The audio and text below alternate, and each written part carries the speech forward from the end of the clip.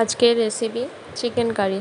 এখানে chicken curry বানানোর জন্য নিয়েছি 1 কেজি চিকেনটাকে প্রথমে ম্যারিনেট করে 1 ঘন্টার জন্য আমি রেখে দেবো। চিকেনটাকে ম্যারিনেট করার জন্য আমি চিকেনের সঙ্গে কিছু মশলা মাখিয়ে নিয়েছি। যেমন দিলাম 1 চামচ নুন, 1 চামচ হলুদ গুঁড়ো, 1 চামচ ধনে গুঁড়ো, 1 চামচ জিরে গুঁড়ো, 1 চামচ কাশ্মীরি লঙ্কার গুঁড়ো, আর দিচ্ছি চিকেন মশলা আর কিছুটা সর্ষের তেল দিয়ে মশলাটাকে হাতের সাহায্যে ভালো করে চিকেনের সঙ্গে মাখতে হবে, যাতে প্রত্যেকটা চিকেনের গায়ে মশলাটা লেগে যায়। ভালোভাবে চিকেনের সাথে আমি মশলাটাকে এখানে মেখে নিচ্ছি। মেখে নিয়ে 1 ঘন্টার জন্য আমি রেখে দেব। দেখুন আমি ভালোভাবে হাতের সাহায্যে মেখে নিচ্ছি মশলাটাকে চিকেনের সাথে। মাখা হয়ে গেলে চিকেনটাকে আমি 1 ঘন্টার জন্য ঢাকা দিয়ে রেখে দেব। মশলাটা আমার চিকেনের সাথে মাখা হয়ে গেছে। এরপর আমি চাপা দিয়ে রেখে দিচ্ছি কিছুক্ষণের জন্য। তারপরে কড়াইতে তেল গরম করতে দিয়েছিলাম, সর্ষের তেল গরম হয়ে গেছে। এখন আমি দিয়ে দিলাম 1 চামচ নুন আর 1 চামচ হলুদ গুঁড়ো। এরপরে ডুমো ডুমো করে যে আলুগুলো কেটে নিয়েছিলাম সেই আলুগুলো দিয়ে দিলাম। তারপরে আলুগুলোকে লাল লাল করে ভেজে তুলে নেব। আলুগুলো দিয়ে দিচ্ছি। এরপর আলুগুলোকে ভালো করে ভেজে নিলাম। আলু যদি চিকেনে ভেজে দেওয়া হয় তাহলে তাড়াতাড়ি আলু সেদ্ধ হয়ে যায়, সেই জন্য আলুগুলোকে ভেজে নিলাম। এবার এই তেলের মধ্যে দিয়ে দিলাম তেজপাতা, কাঁচা লঙ্কা। আপনারা চাইলে এখানে শুকনো লঙ্কা ব্যবহার করতে পারেন, কিন্তু আমি এখানে কাঁচা লঙ্কা দিয়েছি।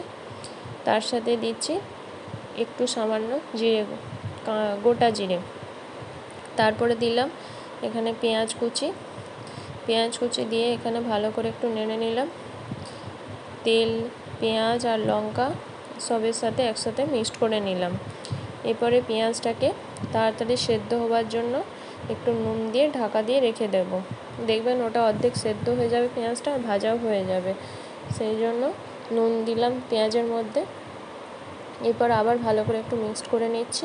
এবার ঢাকা দিয়ে কিছুক্ষণ রেখে দেব, যাতে পেঁয়াজটা সেদ্ধ হয়ে যায় এবং পেঁয়াজটা ভাজা হয়ে যায় অর্ধেক। ঢাকা দিয়ে দিলাম। কিছুক্ষণ পরে আমি ঢাকনা খুলে দেখলাম পেঁয়াজটা অর্ধেক হয়ে গেছে এবং পেঁয়াজটা যে পরিমাণ আমি দিয়েছিলাম তার অর্ধেক পরিমাণও হয়ে গেছে। আপনারা দেখতেই পাচ্ছেন পেঁয়াজটা এখানে সেদ্ধ হয়ে গেছে আর ভাজাও কিছু হয়ে গেছে। এই সময় দিয়ে দিলাম একটু আদা বাটা, 1 চামচ রসুন বাটা। এবার এই মশলাটাকেও ভালো করে ভাজতে হবে আদা রসুন দেওয়ার পরে। তার কারণ যতক্ষণ না ভালো করে যদি না ভাজি তাহলে আদা রসুনের কাঁচা গন্ধটা যাবে না। তাহলে এরপর আদা রসুন দেওয়ার পরে ভালো করে একটু ভেজে নিচ্ছি, যাতে আদা রসুনের কাঁচা গন্ধটা চলে যায়। সেই জন্য ভালো করে পেঁয়াজ, আদা, রসুন তিনটে একসাথে মিক্সড করে নিচ্ছি। এরপরে এটা ভাজা হয়ে গেলে তারপরে দেব কয়েকটা টমেটোর টুকরো। আগে ভালো করে এটাকে ভেজে নিচ্ছি। এটা কিছুক্ষণ সময় লাগবে ভাজতে, কারণ আদা রসুন দেওয়ার পর কিছুক্ষণ ভাজতে সময় লাগে, কারণ আদা রসুন যতক্ষণ না ভালোভাবে ভাজা হবে তাহলে আদা রসুনটা কাঁচা গন্ধটা যাবে না। এরপর দিচ্ছি কয়েকটা টমেটোর টুকরো দেওয়ার পরেও এখানে ভালোভাবে সবগুলো আমি এখানে মিক্সড করে নিলাম। আপনারা চাইলে এখানে টমেটো দেওয়ার পর নুন দিয়ে একটু ঢাকা দিয়ে রাখতে পারেন, তাহলে টমেটোটা তাড়াতাড়ি সেদ্ধ হয়ে যাবে। আমি আর নুন দিলাম না, এমনিই ঢাকা দিয়ে রাখলাম, কারণ পেঁয়াজের সাথে নুন দেওয়া আছে, সেই জন্য আর নুন দিইনি। ঢাকনা খুলে দেখলাম টমেটো সেদ্ধ হয়ে গেছে। আমি একটা মশলার মিশ্রণ বানিয়ে নিয়েছিলাম, যার মধ্যে ছিল 1 চামচ হলুদ গুঁড়ো, 1 চামচ জিরে গুঁড়ো, 1 চামচ ধনে গুঁড়ো, 1 চামচ কাশ্মীরি লঙ্কার গুঁড়ো। এবার মশলার মিশ্রণটাকে মিশিয়ে নিলাম এর সাথে দিয়ে। এবার ভালো করে এটাকে নাড়তে হবে। দেখবেন যতক্ষণ না মশলার মিশ্রণ থেকে ভাজা হয়ে তেল বেরোচ্ছে ততক্ষণ পর্যন্ত এটাকে নাড়তে হবে। এরপর মশলার মিশ্রণ থেকে তেল বেরিয়ে গেছে, ভাজা হয়ে গেছে। তারপর দিলাম যে ভেজে রাখা আলুগুলো, সেগুলো দিয়ে দিলাম। এরপরে আমি দিচ্ছি মাংস দিয়ে ভালো করে মাংস, মশলা আর আলুটাও ভালো করে মিশিয়ে নিতে হবে। ভালো করে মিশিয়ে নিচ্ছি মাংস, আলু আর মশলা, যাতে তিনটেই ভালো করে মেশানো হয়ে যায়, সেই জন্য খুন্তির সাহায্যে ভালো করে এটাকে মিশিয়ে নিচ্ছি। এবার কিছুক্ষণ এটাকে ঢাকা দিয়ে রেখে দেবো, যাতে মাংস থেকে জল বেরিয়ে যাবে এবং দেখবেন মাংসটা তাড়াতাড়ি সেদ্ধ হয়ে যাবে। সেই জলেই মাংস সেদ্ধ হয়ে যাবে। আর কিছুক্ষণ পরে আমি ঢাকনা খুলে দেখলাম মাংস থেকে একটু সামান্য জল বেরিয়েছে। এই সময় দিলাম একটু কাশ্মীরি লঙ্কার গুঁড়ো আর চিকেন মশলা দিয়ে আবার ঢাকা দিয়ে রেখে দিলাম যতক্ষণ না মাংস থেকে ভালোভাবে জল বেরিয়ে যাচ্ছে।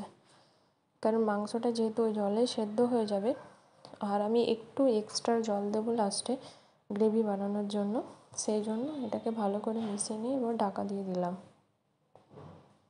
ঢাকা দিয়ে দিচ্ছি যাতে মাংস থেকে পুরোপুরি জল বেরিয়ে যায়। আর মাংসের সাথে মশলা মাখিয়ে এবার ঢাকা দিয়ে দিলাম মাংস থেকে জল বেরোনো পর্যন্ত। ভালো করে মেশানো হয়ে গেছে মশলাটার সাথে মাংস। এরপর আবার ঢাকা দিয়ে রেখে দিলাম। দেখুন মাংস থেকে আমার এবার ঢাকনা খুলে দেখলাম মাংস থেকে জল বেরিয়ে গেছে। তার মধ্যে দিয়ে দিলাম কিছুটা আবার গরম জল। গরম জল দিয়ে দিলাম কেন? কারণ গ্রেভিটা বানানোর জন্য। আবার কিছুক্ষণ ঢাকা দিয়ে রেখে দিলাম যাতে মাংসটা ভালোভাবে কুক হয়ে যায়। এবার দেখলাম মাংসটা ভালোভাবে হয়ে গেছে সেদ্ধ। দেখুন খুন্তির সাহায্যে মাংসটা কেটে যাচ্ছে। তখন আমি মাংসের মধ্যে দিয়ে দিলাম 1 চামচ গরম মশলার গুঁড়ো। এরপরে গরম মশলার গুঁড়ো দেওয়ার পর দেবো এখানে কিছুটা ধনেপাতা কুচি। গরম মশলার গুঁড়ো দেওয়া হয়ে গেছে আমার এখানে। এরপরে দেবো কিছুটা ধনেপাতার কুচি। এবার ধনেপাতা কুচি গরম মশলার গুঁড়ো দেওয়ার পরে মাংসের সাথে ভালো করে মিশিয়ে নিচ্ছি। ভালো করে মিশিয়ে নিলাম। দেখুন গ্রেভি গ্রেভি ভাব চলে এসছে, আর গ্রেভিটাও খুব গাঢ় গাঢ় হয়েছে, একদম পাতলা ঝোলের মতো হয়নি, কষা কষা টাইপ গ্রেভি টাইপের হয়েছে। এরপর মাংসটাকে আমি একটা বোলের মধ্যে ঢেলে নিয়ে পরিবেশন করলাম।